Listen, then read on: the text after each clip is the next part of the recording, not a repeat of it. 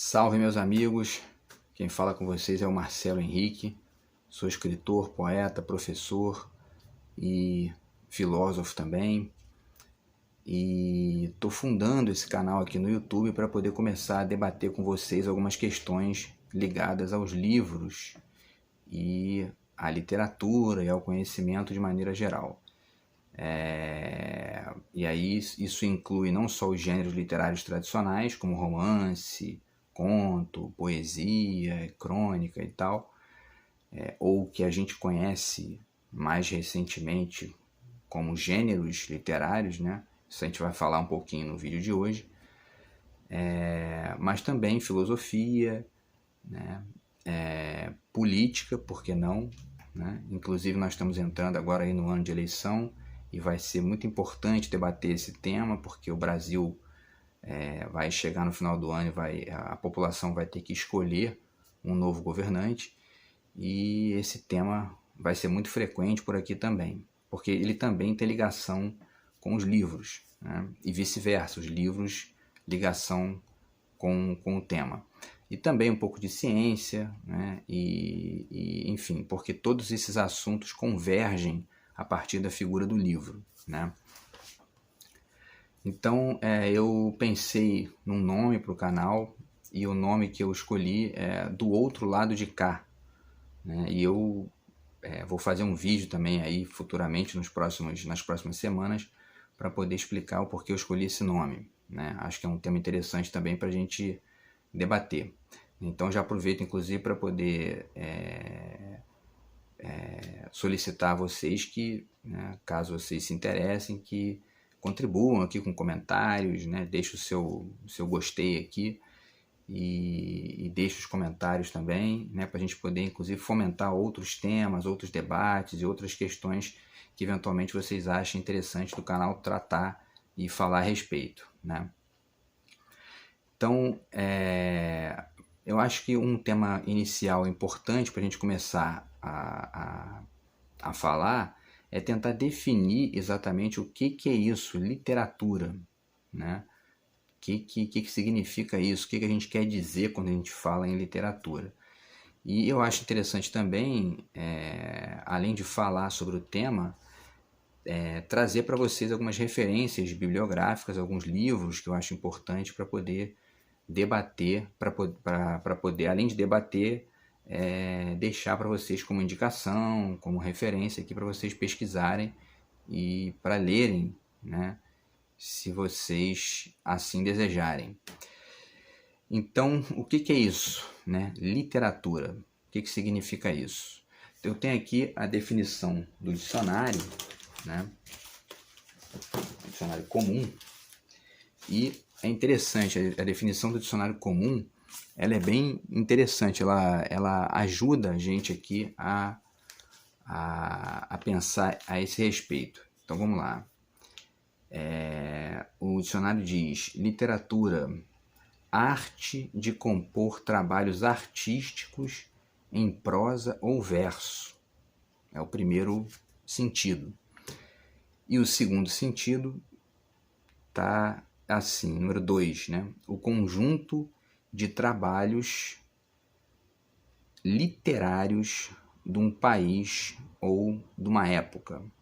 Então, repetindo, a arte de compor trabalhos artísticos em prosa ou verso, e 2, o conjunto de trabalhos literários de um país ou de uma época. Eu acho interessante conversar com vocês primeiro a respeito dessa primeira definição, porque ela apresenta aqui uma aparente redundância, né?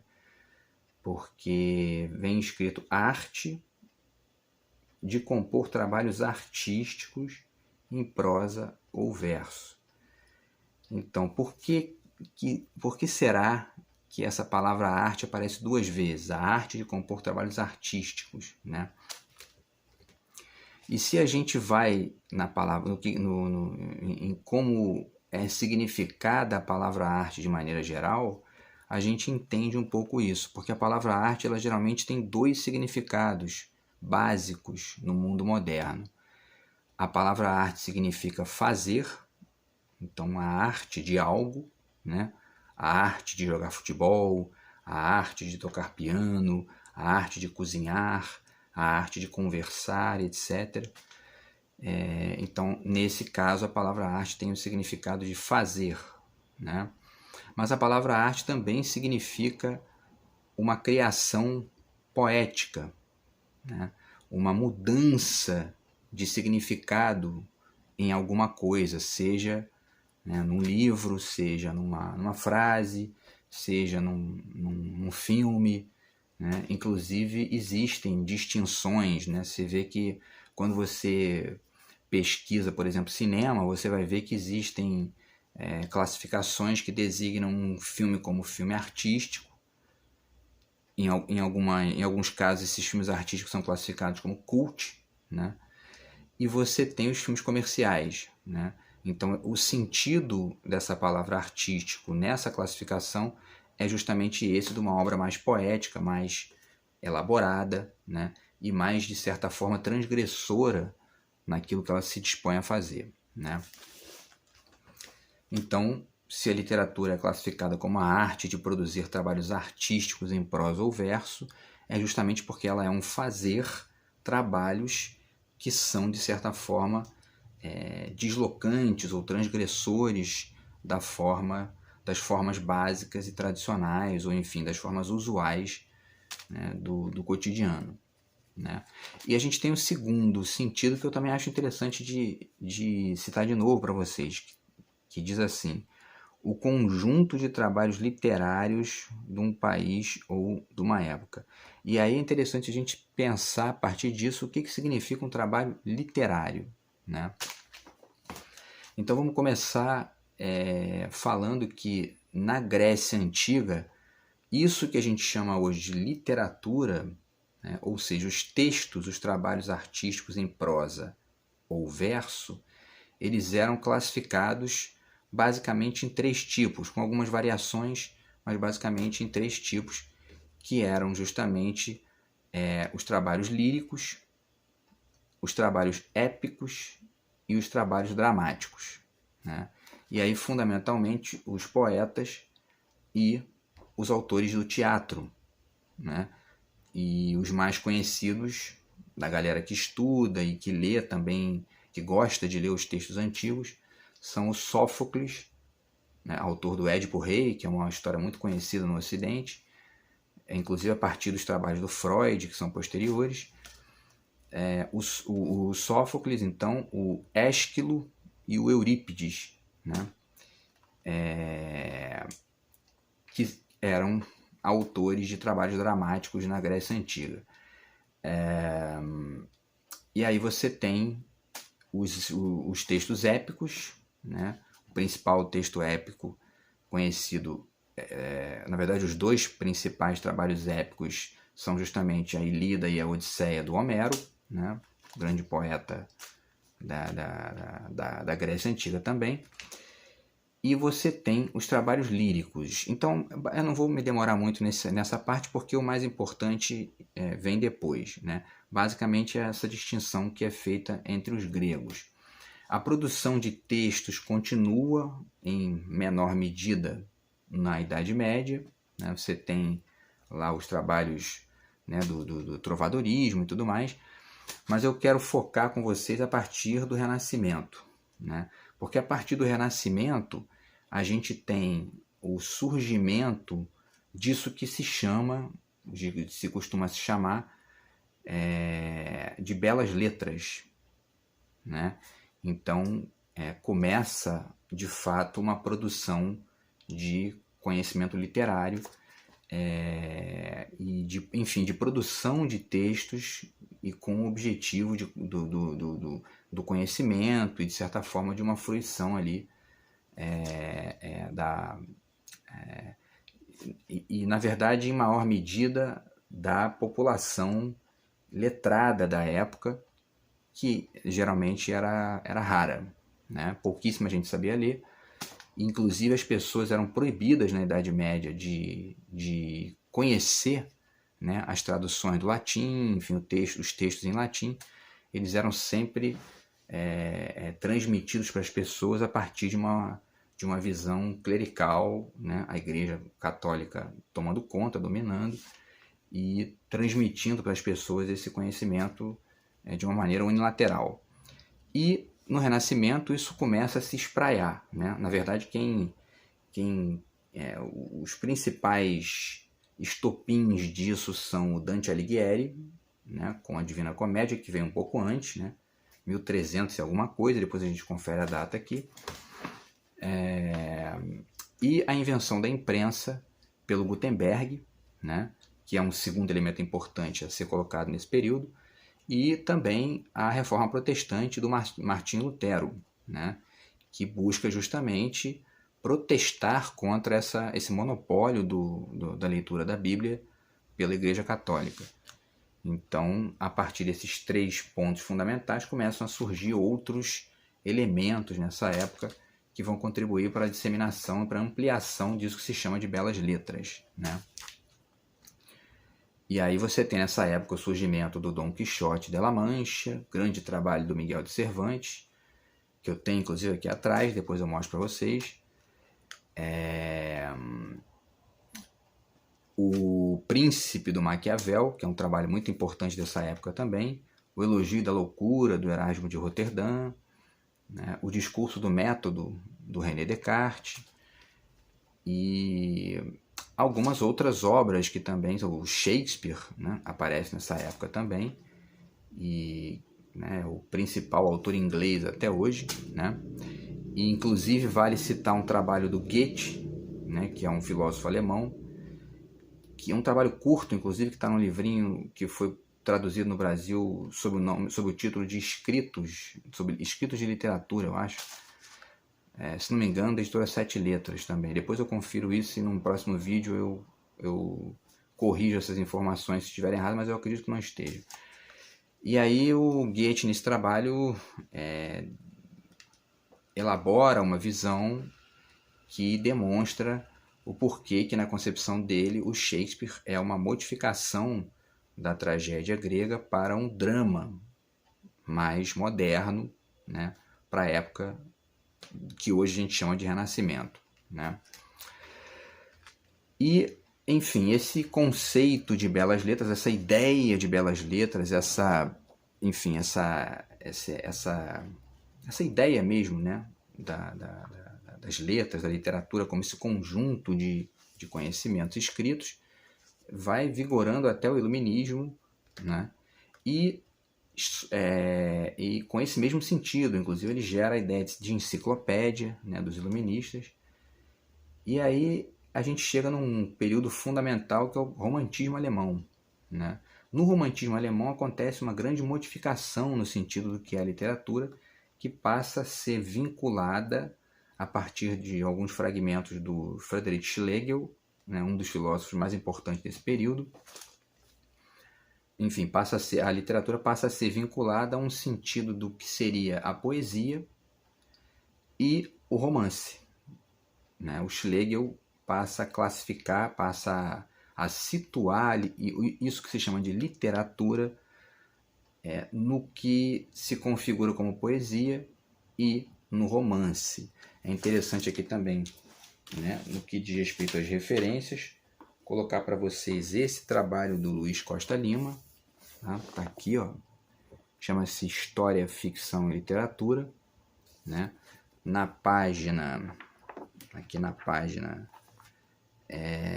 321, ele começa a situar essa modificação que vai se configurar no romantismo alemão para o sentido de literatura, tá? E também vale citar esse trabalho aqui, né, que é o Conceito de Crítica de Arte no Romantismo Alemão, do Walter Benjamin, no qual ele também destaca e estende, né, esse assunto, especialmente no que diz respeito à ideia do romance, né, especialmente no que diz respeito à ideia do romance. Eu estou aqui olhando o tempo, né, porque, enfim, eu quero ver se eu faço vídeos aqui de até 20 minutos para começar e a gente poder ir discutindo essas questões aos poucos durante os vídeos. Então, essa modificação ela é feita e a literatura passa a significar o que é a poesia e o que é o romance. E com o tempo começam a surgir outros gêneros, né? Especialmente o conto, que surge com o Edgar Allan Poe, né? Nos Estados Unidos, e também se espraia para os outros países, né? França, Inglaterra, enfim, e Alemanha posteriormente, depois ganha o mundo inteiro. A questão, aí entra uma outra questão importante que eu acho interessante a gente falar nesse sentido, é que essa modificação do sentido de literatura, das belas artes do Renascimento e do Iluminismo para esse sentido do romantismo, ele curiosamente faz com que a ideia de literatura perca um pouco da sua extensão, né? E aí a gente passa a ver que, de certa forma, até hoje, a gente trabalha com essa ideia do Schlegel, com essa ideia do romantismo alemão, de que os trabalhos que merecem essa classificação de literatura seriam os trabalhos dos gêneros artísticos de escrita ficcional e tendentes à poesia, né? No sentido formal da coisa, né? Ou seja, a poesia propriamente dita, o conto, o romance e mais contemporaneamente a crônica, né? Então, e nessa classificação específica, esse sentido que a palavra tinha no Renascimento e no Iluminismo se perde um pouco, né? O que é curioso, porque esses mesmos filósofos do romantismo alemão, eles sugeriam, né, e inclusive propunham, né, como projeto estético, um entrelaçamento entre arte e filosofia. O que demonstra que, na verdade, em certo sentido, um trabalho filosófico ele pode também ser, e deve, em certo sentido, ser artístico. E vice-versa, um trabalho artístico também deve, em grande medida, ser filosófico. E quanto mais filosófico, melhor, porque ele vai discutir questões, vai apresentar problemas para as pessoas, problemas no bom sentido da palavra, né? Dilemas e ponderações a respeito do mundo, construções estéticas que desloquem certas ideias de lugar, apresentando alternativas para as pessoas, janelas de reflexão e etc., né? Então, algo desse sentido se perde, o que é, né, algo a ser pensado, porque a gente talvez possa deslocar isso aí para poder sugerir uma nova mudança, por que não, né? E essa nova mudança me parece importante que ela aconteça de fato, né? E de certa forma ela já está acontecendo, porque existem também usos dessa palavra literatura ligados a livros técnicos, né? Literatura jurídica, literatura filosófica, literatura política e tudo mais. Mas é interessante que esse sentido ganhe mais densidade, que ganhe mais corpo, né, nas discussões, para que essas fronteiras percam, né, essa rigidez, né?